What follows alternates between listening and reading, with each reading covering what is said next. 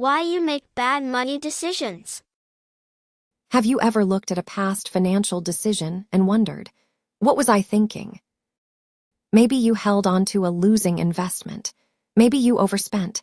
Maybe you avoided checking your balance altogether. Money decisions aren't just mathematical, they're psychological.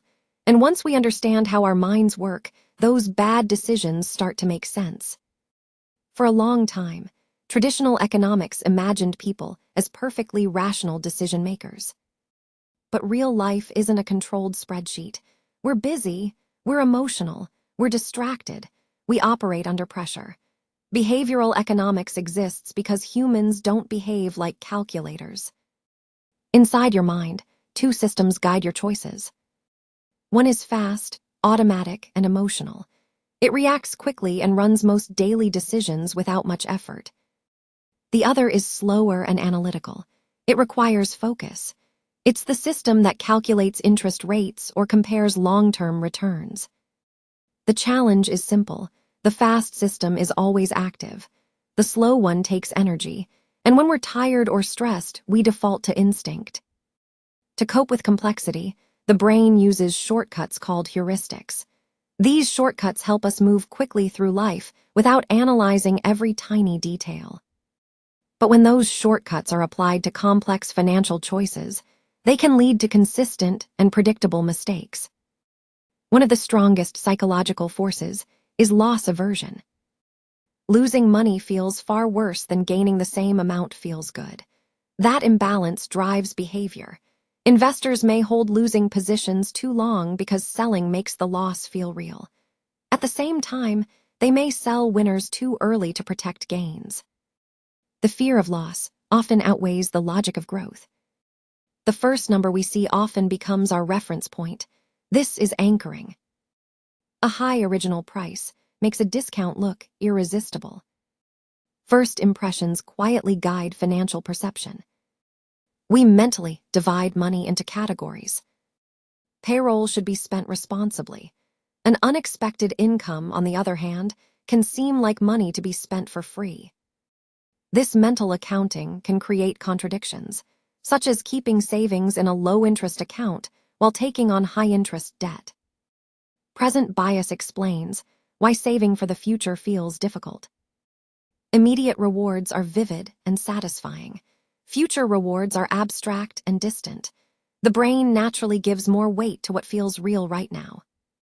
So even when we know the long-term benefit is greater, we often choose the smaller, immediate reward. Humans are social creatures. When others are investing, buying, or reacting, it feels safer to follow. Herd behavior can drive markets up and down. Fear of missing out adds pressure. The crowd offers comfort, but comfort isn't the same as correctness. Most people believe they make above-average financial decisions. This overconfidence can lead to excessive trading, underestimating risk, and ignoring contrary advice. Confidence is useful, but when it crosses into overconfidence, it quietly erodes performance. Sometimes, we simply avoid unpleasant information. If spending is rising or investments are falling, it can feel easier not to check. This tendency to avoid negative data, often called the ostrich effect, reduces anxiety in the short term but prevents correction in the long term.